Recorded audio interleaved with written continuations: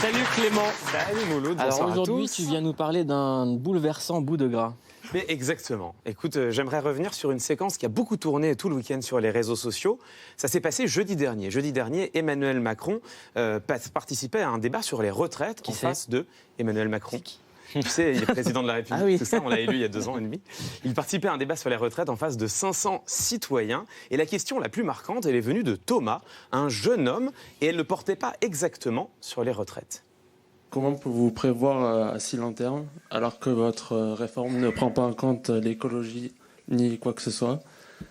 Depuis le début de votre quinquennat, vous communiquez sur ça avec des hashtags, etc., mais rien n'est fait.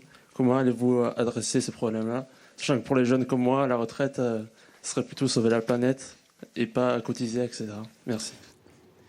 Bon, alors pour le président de la République, cette question, elle est très offensive, elle est même très dangereuse puisqu'elle porte directement sur un enjeu qui est important et il est fait le reproche à Emmanuel Macron de ne pas s'en saisir suffisamment. La réponse du président ne se fait pas attendre, elle est simple, c'est faux. Je ne vous laisserai pas dire qu'on ne fait rien, c'est faux. Je ne peux pas vous laisser dire qu'on n'a rien fait, c'est pas vrai.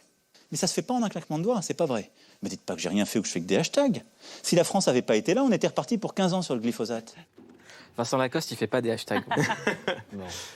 Alors, on voit que la réponse d'Emmanuel Macron, elle est assez simple. Il nous explique que le gouvernement est à la hauteur. Le problème, c'est qu'il ne suffit pas de le dire, il faut également le démontrer. Alors, Emmanuel Macron avance des arguments, mais il faut surtout nous en convaincre. Comment fait-il pour nous en convaincre? Eh bien, il a une stratégie en 2 étapes.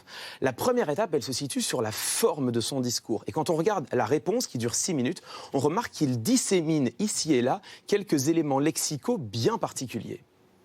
Vous m'avez fait un énorme tacle par derrière. Je vais quand même défendre ma cause et mon bout de gras.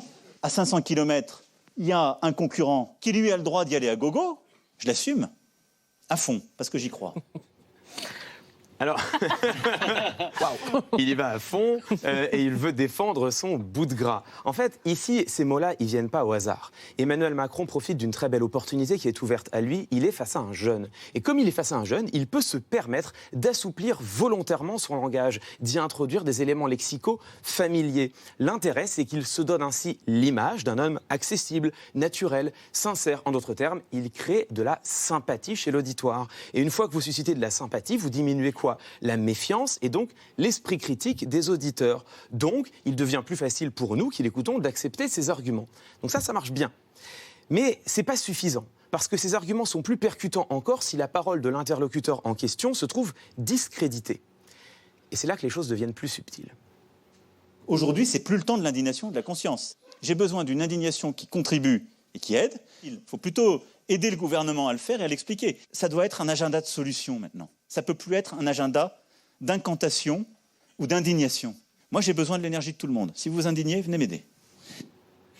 Waouh. Alors là, vous voyez, tout d'un coup, le ton change. Emmanuel Macron passe à l'interpellation directe du jeune homme qui lui a posé la question. Et le message est simple, ça ne sert à rien de vous indigner, venez m'aider.